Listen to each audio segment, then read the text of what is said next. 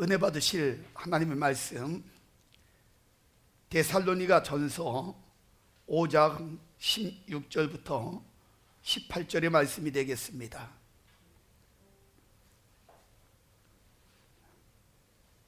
한 목소리로 함께 봉독합니다. 항상 기뻐하라, 쉬지 말고 기도하라, 범사에 감사하라. 이는 그리스도 예수 안에서 너희를 향하신 하나님의 뜻이니라. 아멘. 자, 양손을 가슴에다 대시고 이렇게 고백합시다. 하나님이 보실 때에 나는 두고 보기에도 아까운 사람이다. 하나님이 지으신 피조물 중에 내가 가장 귀하다. 할렐루야. 예수님이 하늘 보좌 모든 것들을 다 버리시고 이 땅에 내려오셨어요. 왜 내려오셨을까? 누구 때문에?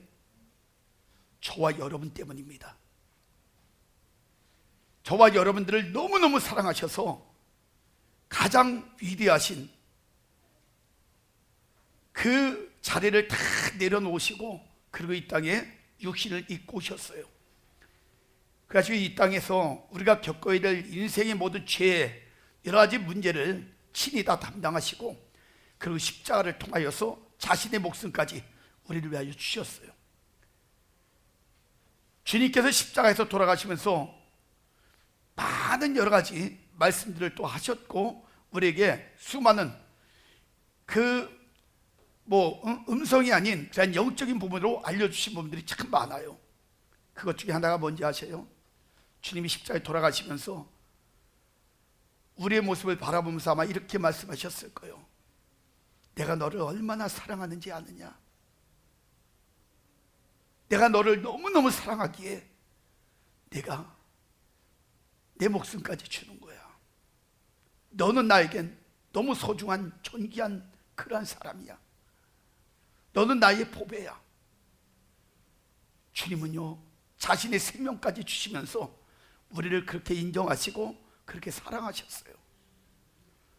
여러분이 주님의 깊은 사랑을, 십자가의 사랑을 깨닫는다면 이제 여러분의 모든 인생의 삶을요, 생각과 마음, 말, 행동 자체를 하나님 보시기에, 주님 보시기에 두고 보기에도 아까운 그러한 삶을 살아가는 저와 여러분이 되시길 주의 이름으로 축원합니다. 영국의 그 와트 부부가 아프리카의 키쿠유의 그 선교사로 갔을 때에 그곳에 그 테러 조직에서도 용병으로 고용될 정도로 그러한 그 호전적인 마우스 쪽이 있었습니다. 그 종족들은요, 얼마나 그 훈련이 잘 돼 있고 강한지, 어떻게 보면 테러 조직의 용병으로까지 이렇게 자취해가지고 쓸 정도예요. 근데 그 종족들이 끈질기게 그 와트 부부와 네 자녀들이 있는데, 자녀가 넷인데 네 자녀들을 위협했습니다. 그러니까 영국 총독은 이 선교사 가족들 있잖아요, 가족들의 안전을 위해서, 야, 너희가 거기 있으면 안 되겠다. 잘못하면 너희 큰일 겪으니까 내가 그 군인들을 보내가지고 너희들을 안전한 곳으로 옮겨줄 테니까 너희들이 기다리고 있으라. 그랬더니 이 와트 부부가, 선교사가 이런 이야기를 했어요. 아니요, 우리는 끝까지 기도로 견디고 하나님께서 가라고 명하신 곳에서 우리는 죽겠습니다. 거절을 했어요. 그리고 며칠 뒤에 활lum무장한 그런 그 수천 명의 원주민들이 선교사 집을 쫙 둘렀습니다. 그래서 살기 등등해가지고 당장이라도 화를 당길 그러한 기세였었어요. 자, 선교사와 그 가족은요, 다른 거 할 것이 없었어요. 그래서 무릎을 꿇고 절망적인 위기에서 하나님 앞에 간절한 기도로 그 능력을 구했습니다. 하나님, 이 위기에서 우리를 건져 주옵소서. 저 영혼들을 살려야 되는데, 저들을 구원해야 되는데 하나님 기회를 주시옵소서. 간절하게 눈물로 막 기도했더니 세상에 그 기도하고 있을 때 갑자기 밖에서 우르릉 꽝 하는 거예요.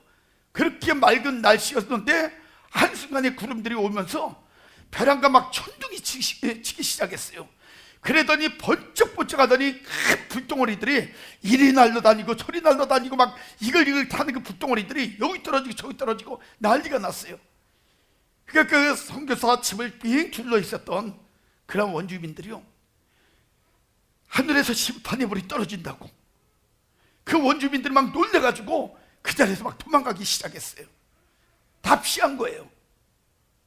그중에서 그때부터 다시는 그 선교사님의 전도 활동을 절대로 방해하지 않았다는 거예요. 여러분, 하나님께서는요, 기도하는 자의 그 능력 안에서 세상에 어떠한 것이 감히 접할 수도 없고 넘보지도 못하고 함부로 할 수 없는 그런 은혜를 베풀어 주신다는 거예요. 기도하는 자는요, 하나님이 보호해 주세요. 그래서 시편 34편 6절을 말씀합니다. 곤관자가 부르짖음에 여호와께서 들으시고 그 모든 환난에서 구원하셨도다. 할렐루야. 여러분, 기도하지 않는 수천 명보다도 기도하는 한 명을 하나님은 더 크게 사용하신다는 사실을 여러분 깨달으시기 바랍니다. 긴급한 것은 긴급한 대로, 급하지 않은 것은 때에 맞게 응답하시는 주님은요, 우리의 기도를 절대로 흘려듣지 않으신다는 사실을 우리가 여러분 알아야 돼요. 그러므로 여러분은 하나님의 마음을 움직일 뜨거운 기도로 그 기적을 체험해 보시기를 바랍니다. 반드시 주님께서 좋은 것으로 여러분에게 채워주실 것이에요. 그래서 존 칼빈은 이야기합니다. 어려운 환경에서 기도하고 싶은 마음마저 없다면 우리는 짐승반도 못한 그런 사람들이 아닐 수 없다, 이렇게 이야기했어요. 또 그 유명한 조지 밀러 목사님은 이렇게 이야기합니다. 기도란 그리스도의 능력을 붙잡는 손이다. 늙어갈수록 기도를 더 많이 하라. 그렇게 해야 신령한 일에 냉랭해지지 않는다, 이렇게 말씀하고 있어요. 우리가 잘 알지만 오늘날 이 시대를 영적 전쟁의 시대라고 이야기를 합니다.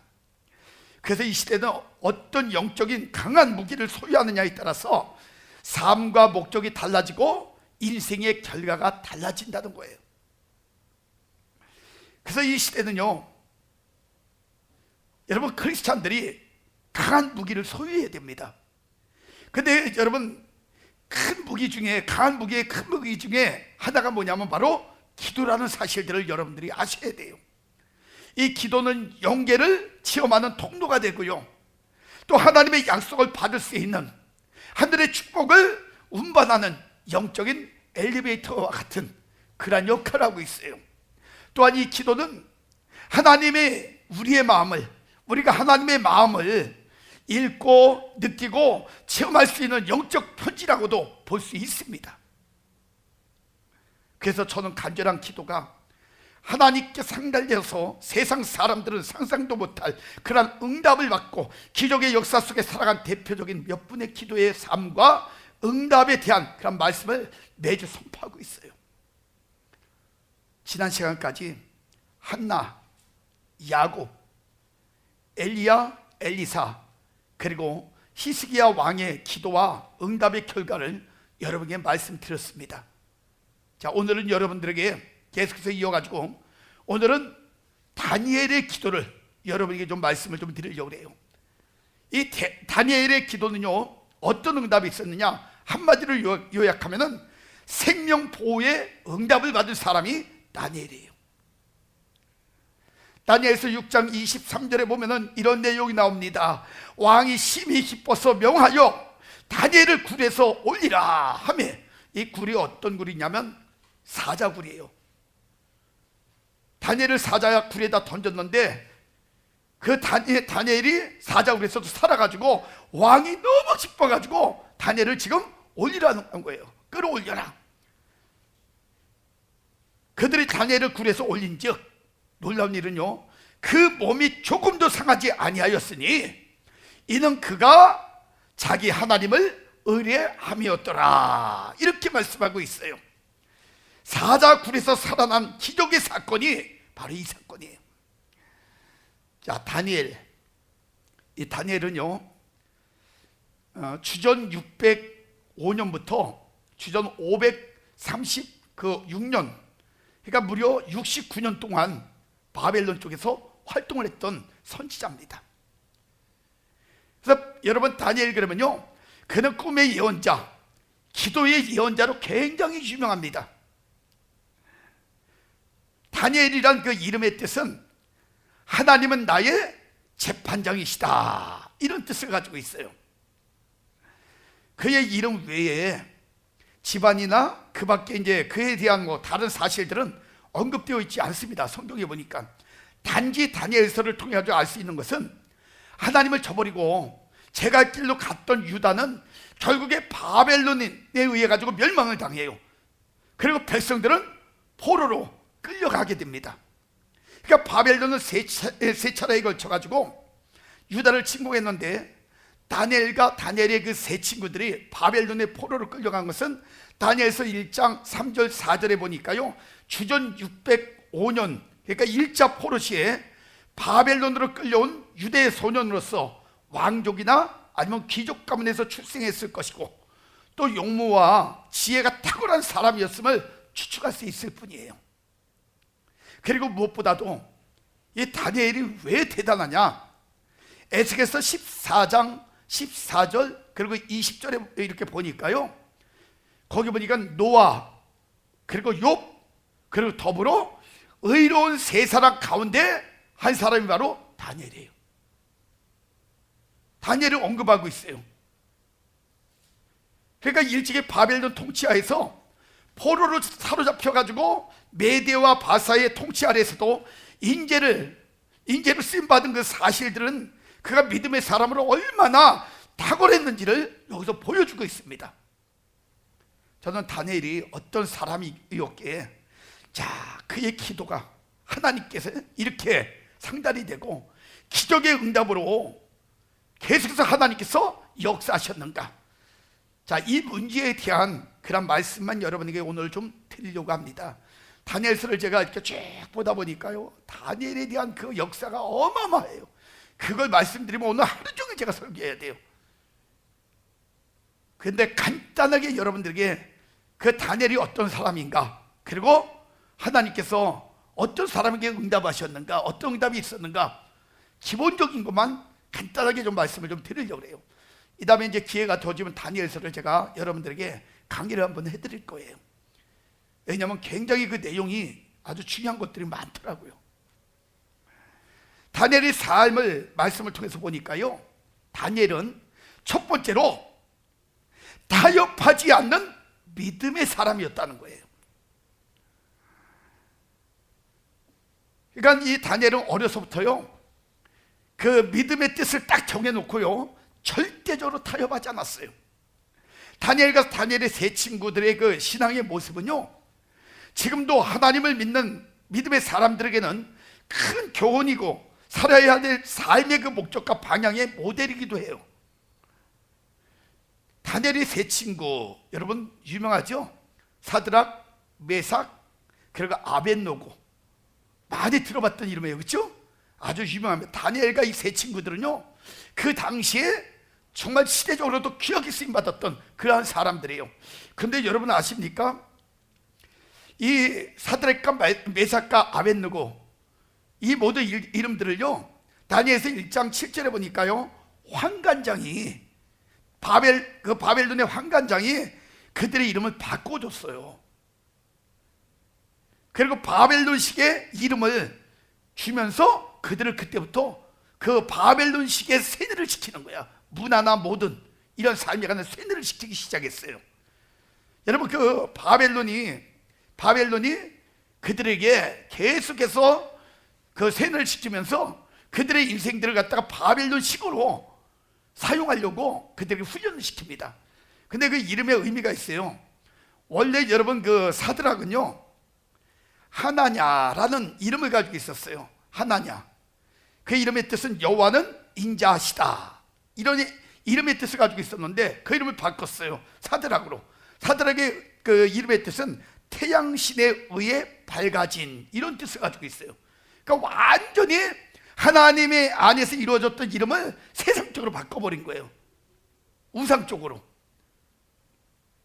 그리고 메삭은 원래 미사엘이란 이름을 가지고 있었습니다. 미사엘, 여호와이신 분, 이런 뜻이에요.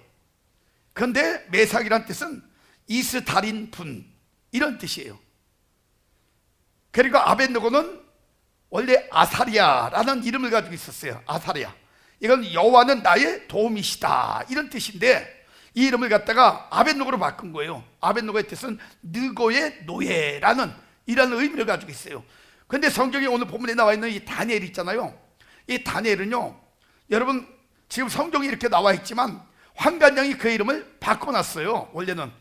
그래서 성경에 보면 벨드사살이라는 이름이 나와요. 벨드사살. 그래서 다니엘의 그 바벨론식 이름은요, 벨드사살이에요. 원래 다니엘은 하나님은 나의 재판장이시다, 이런 의미인데 벨드사살의 이름의 뜻은 베르의 왕, 베르의 왕, 이란 뜻이에요. 그러니까 이 벨이란 그 단어의 의미를 보면 바벨론의 만신전의 주신, 그러니까 그 신전 있잖아요, 거기에 그 주제가 되는 아주 주인공의 신, 이런 뜻이에요. 그러니까 한마디로 얘기하면 뭘로 이해하면 쉽냐면 제우스 신 있잖아요. 제우스 신이란 이런 의미를 가지고 있어요. 이 정도의 위치에. 그러니까 다니엘의 이름은요, 벨의 왕, 그러니까 아주 굉장히 어떻게 보면 또 높인 이름을 쓰고 있어요. 그런데 여러분, 바벨론이 그들의 이름은 바꿨지만 그들의 믿음은 바꿀 수가 없었어요. 다니엘의 세 친구는요, 다니엘과 세 친구는 다니엘서 1장에 보니까 바벨론 왕을 위해서 일할 자로 훈련되는 과정에서 세상과 타협하도록 강요를 당합니다. 우상에게 절했던, 우상에게 드렸던 막 그 음식을 먹게 만들면서 막 강요를 당하고 막 이런 강요를 당해요. 그래도 절대로 타협하지 않아요.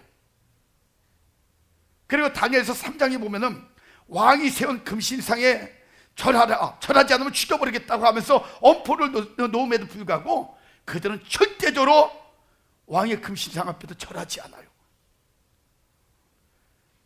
그리고 다니엘서 6장에 보면은 그 왕 외에 어느 신도 섬기지 말라는 금령을 제정을 해놓고 다른 신에게 절하거나 다른 사람에게 아쉬움을 토로하거나 이러면요, 그를 잡아가지고 사자굴에 던져버리겠다는 그냥 금령을 만들었음에도 불구하고 다니엘은 절대로 타협하지 않고 하나님 앞에 기도를 해요.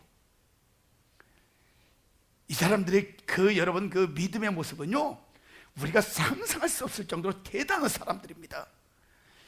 어떤 죽음 앞에서도 타협하지 않아요. 그런 믿음을 가지고 있어요. 요즘 우리의 믿음의 모습을 한번 보세요. 우리는요, 목숨의 위협도 없습니다. 큰 고통의 위기도 없어요. 그럼에도 스스로 세상과 타협하고 자신들의 욕망에 타협해서 하나님이 명령하신 말씀도 지키고 싶으면 지키고 지키기 싫으면 외면하는 자기 마음대로의 삶을 살아가고 있지 않습니까?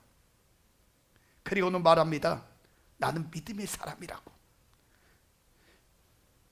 그러나 여러분, 분명히 제가 말씀드립니다. 그런 사람은 절대 믿음의 사람이 아닙니다. 로마서 10장 17절에 보면은 믿음은 들음에서 나고 들음은 그리스도의 말씀으로 말미암느니라 그랬어요. 근데 이 말씀은 요한복음 1장 1절에 보니까 하나님이라 그랬어요. 요한복음 1장 14절에 보니까 말씀이 육신이 되신 예수 그리스도 안에서 온전히 거하여 살아가는 것이 곧 믿음이다, 이렇게 말씀하고 있어요. 이 말은 자기 자신 마음대로 살고 믿음이 있다고 해서 믿음이 있는 것이 아니란 말이에요. 자신이 지금 세상 영에 살고 있는지 말씀이신 하나님의 영에 살고 있는지도 분별하지도 못하고 깨닫지도 못하면서 자신을 거룩한 사람으로 포장해서 표현한다고 해서 그 사람이 믿음의 사람이 되어지는 것이 아니란 말이에요. 여러분, 진짜 믿음의 사람은 어떻게 알 수 있는지 아십니까? 우리의 삶의 결과들을 통해서 보면 알 수 있어요. 다니엘과 그의 세 친구들 보세요. 믿음으로 행할 때 그들을 건지셨던 그 하나님, 오늘도 여전히 살아계시고 그리고 지금도 수많은 위기 속에서 진짜 믿음의 사람들을 건져주신다는 사실들, 이걸 여러분들이 믿으셔야 돼요. 그러게 진짜 믿음을 갖고 하나님을 의지하는 자는요, 하나님께서 여러 가지 은혜의 일들을 통해서 지금도 건져주시고 그들을 통해서 하나님의 영광과 주권을 세상에 드러내실 것이에요. 그래서 어떤 사람이 진짜 믿음이 있는가는 하나님이 증명해 주신다는 거예요. 지금 우리는 큰 위기의 시대에 살고 있습니다. 그런데 육신의 욕망이 많은 우리들의 그 마음과 생각 속에 하와를 유혹하여 선악과를 따먹고 타락하게 만든 것처럼 육신의 정욕, 안목의 정욕, 이생의 자랑에 더 관심을 가지고 소유하려는 욕구의 마음과 생각을 지금 흔들고 있다는 거예요. 거기다가 시대적 상황을 이용해 가지고요, 요즘 보세요, 정치를 흔들어 놓고 정치를 통해서 흔들고 경제를 통해서 또 권력을 통해서 억압하잖아요. 기독교를 억압하잖아요. 요즘 보니까요, 뉴스를 이렇게 보다 보니까요, 세상에 많은 사람들이 막 400, 500명의 그 확진자들이 생기잖아요. 그런데 여러분, 기독교 교회 안에서 생긴 확진자들 이렇게 보면요, 어쩌다 지금 나오는 게 뭐 열 몇 명, 몇 명 이렇게 나오는데, 거기 이렇게 쭉 나와 있는 글들, 쭉 올라오는 글들을 보면 밑에다가 큰 글자로 뭐라고 하는지 알아요? 교회, 어느 교회 몇 명, 어느 교회. 다른 데는 그렇게 안 해요. 교회만 유난히 두각을 나타내가지고 교회만 집중적으로 보도를 해요. 그러면서 계속해서 엄포를 놓습니다. 이 교회에 예배 드리는 건 막 계속해서 막고, 뭐 예식장이고 어디고 막 이런 데는 100명에 막 풀어놓고 다 해요. 교회만 무조건 20명이야. 조그만 교회들은 100명 이하의 교회들은 무조건 20명. 그리고 큰 교회도 20%. 계속해서 지금 너희가 그렇게 안 하면은 그냥 안 두겠다는 거예요. 벌금 때리겠다, 구속시키겠다, 막 엄포를 놔요. 여러분, 경제와 권력들을 통해 가지고 억압해서 두려움과 무서움의 마음과 생각을 주어서 하나님을 떠나게 합니다. 이러한 때에 진짜 믿음을 가진 사람은 흔들리거나 절대 타협하지 않습니다. 더욱 하나님을 의지하고 말씀을 의지하여 바로 살아가려는 거룩한 몸부림의 싸움을 한다는 것이에요. 그런 사람은 반드시 하나님께서 함께 하시는 다양한 흔적들을 체험하게 될 것이에요. 다니엘과 세 친구들을 건지신 것처럼. 할렐루야. 그 다음에 두 번째, 다니엘은 기도의 사람이었습니다. 다니엘은 어려서부터 어떠한 문제든지 하나님께 아뢰며 하나님이 주시는 감동과 그 영의 음성을 따라서 인생을 살았어요. 특히 다니엘은 다니엘서 1장 8절에 보니까요, 우상에게 바쳐진 그 왕의 진미와 그의 마시는 포도주를 통해서 자기를 그 더럽히지 않기를 환관장에게 구하는 장면이 나옵니다. 그때 환관장이 너희 먹을 것과 마실 것을 왕이 지정했는데 왕이 명령했다는 것이에요. 나도 왕이 무섭다. 혹 너희의 얼굴이 초췌해져가지고 거기 드러나면은, 야, 내 자신도 위태해져. 어려움이 와. 그리고 이야기해요. 그러니까 먹어야 된다는 거예요. 그때 다니엘은요, 다른 대안을 이야기합니다. 열흘 동안 우리는 채소와 물만 먹게 해서 한번 그들과 비교해 보라는 거예요. 시험해 보라는 거예요. 그들이 더 건강해 보이는가, 우리가 더 건강한가, 모습이 어떤가 한번 시험해 보라는 거예요. 그러니까 환관장을 설득시킵니다. 그래서 환관장이 그들에게 이제 호의를 통해 가지고 허락을 해요. 그래 가지고 여러분, 열흘 동안 이 다니엘과 세 친구들은요, 그 채소와 물만 마시는데 그 열흘 동안 그들이 뭐 했을 것 같아요? 기도했어요. 그걸 먹으면서 하나님 앞에 기도했습니다. 하나님, 우리는 우상과 타협하지 않습니다. 그들과 타협하지 않습니다. 우리를 도와주옵소서. 우리에게 은혜를 베풀어 주옵소서. 열흘 동안 간절히 기도했어요. 열흘 후에 딱 그 결과를 보니까요, 다른 아이들보다 얼굴이 더욱 아름답고 얼굴이 윤택해진 줄을 믿으시기 바랍니다. 또 한 번은요, 느부갓네살 왕이 꿈을 꿨어요. 근데 꿈을 꿨는데 묘한 꿈이야. 도대체 자기가 꿈을 꾸긴 꿨는데 그게 무슨 꿈인지도 잘 모르겠고 이해가 안 되는데 마음이 막 번민에 빠진 거예요. 너무 괴로운 거예요. 그래가지고 그 꿈을 해석할 자를 찾는데 바벨론의 지혜자라고 칭하는 사람들을 다 모았어요.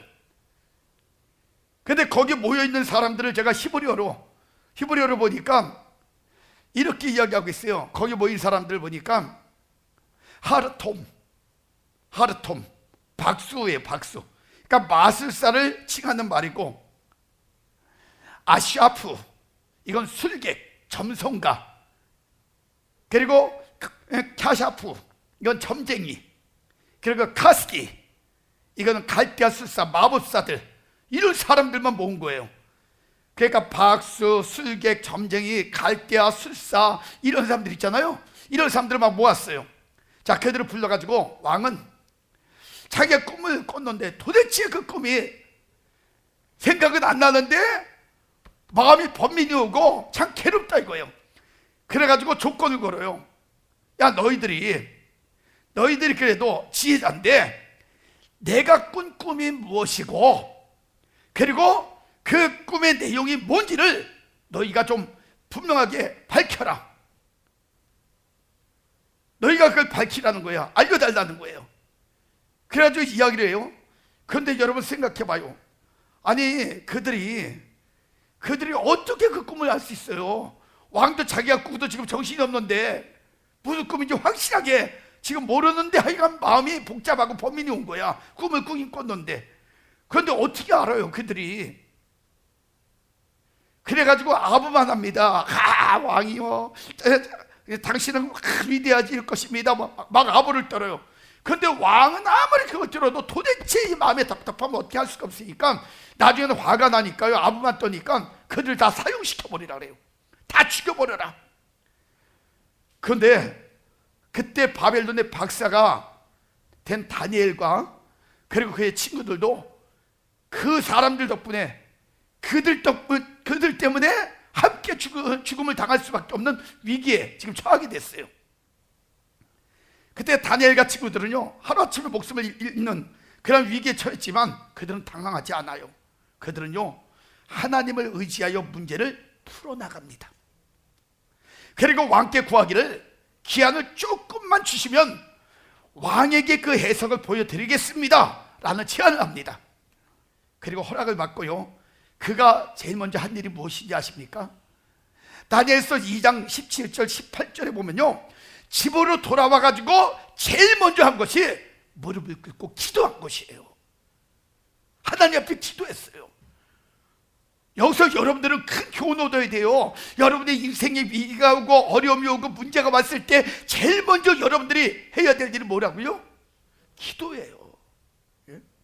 하나님 앞에 간절히 기도하던 중에 환상을 통해 가지고 왕의 꿈과 그 내용의 해석을 하나님이 알려주십니다.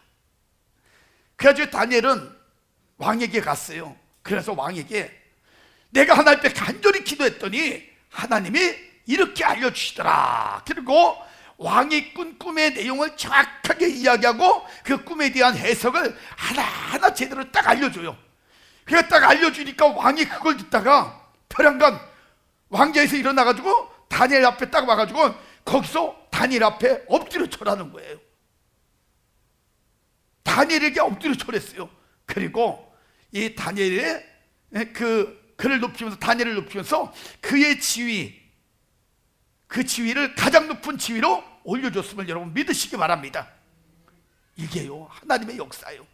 그러니까 기도의 사람들은 기도 하나만 가지고도 얼마든지 높은 위치에 올라갈 수 있고 성공할 수 있다는 사실을 다니엘을 통해서 우리에게 보여주시는 거예요. 세월이 갔습니다. 다니엘의 위상이 점점 높아지자 다니엘서 6장에 보면 다니엘을 해하려는 대적들의 음모가 더욱 심해졌어요. 그래서 그를 무너뜨리려고 흠을 찾는데요, 다니엘이 얼마나 진실되게 거룩하게 성실하게 살았는지 별짓을 다 해서 흠을 찾으려고 했는데 아무 틈도 허물도 찾아내지 못한 거예요. 그런데 그들이 뭔가를 트집을 잡으려고 하다 보니까 뭐가 생각나냐면 이 다니엘은 늘 기도하는 사람이라는 것, 이게 이제 생각이 난 거야. 그래가지고 머리를 썼어요. 그들이 어떤 머리를 썼냐, 왕에게 가가지고 왕이시오, 우리가 한 금령을 세워야 되겠는데 30일 동안 왕 외에 어느 신에게나 사람에게 무엇을 구하면 사자굴에 던져 넣기로 금령을 좀 세우기를 원합니다. 왕이여, 당신은 대단한 사람이고 위대한 사람이니까 당신만 믿고 당신 앞에만 구하고 당신에게만 기도하는 이런 국민을, 이런 백성을 만들기를 원합니다. 허락해 주옵소서. 그랬더니 여러분 다리오 왕이 자기를 높이는데, 자기가 진격화되는데 좋아요 나빠요? 당장에 지금 생각할 때는 다른 거 생각 안 했어요. 그게 너무 좋은 거야. 그래가지고 조서의 어인을 꽉 찍습니다. 왕이 도장을 찍어요. 자, 그런데 다니엘서 6장 10절에 보니까요, 그것을 알고도 다니엘은 집에 돌아가서 그 방해에 예루살렘으로 향하여 열린 창에서 전에 했던 대로 하루에 3번씩 무릎을 꿇고 기도하면서 하나님께 감사했다. 성경은 그렇게 기록하고 있어요. 다니엘은 절대 타협하지 않았어요. 다니엘은 끝까지 하나님께 기도하는 사람으로 살아갔던 것이에요.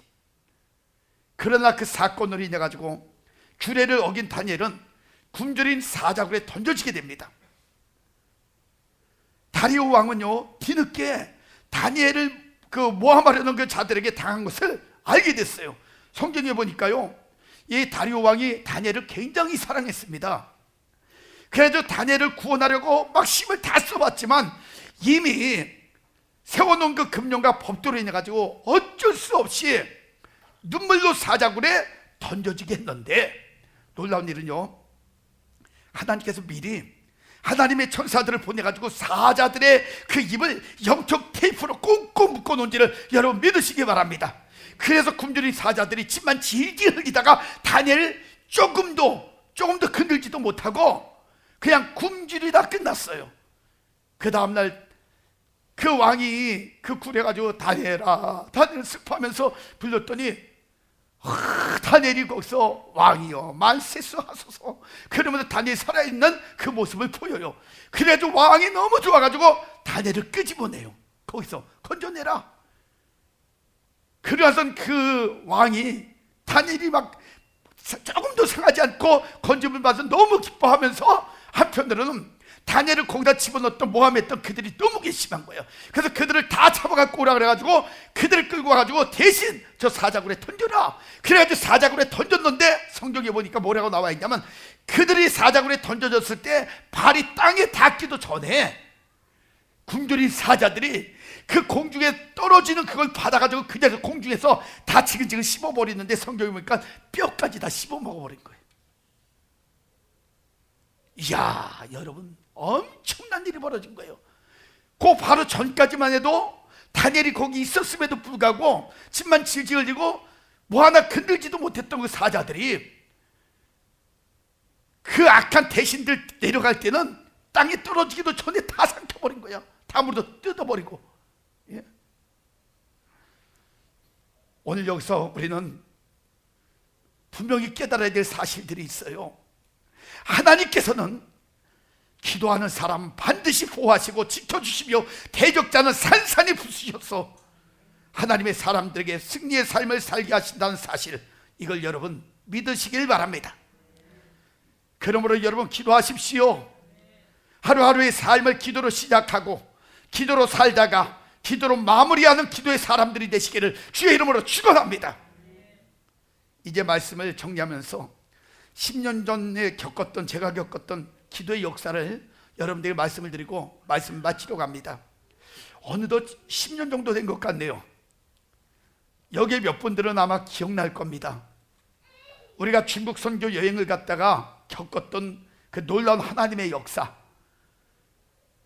그거 여러분 중에 몇 분들은, 같이 가신 분들은 그걸 기억할 거예요. 그때 우리가 월요일날 출발을 해가지고 금요일날 보통 돌아옵니다. 금요일날 오는데 금요일날 아침에 비행기 9시 50분 비행기, 이걸 예약을 해놨어요. 돌아오는 비행기를.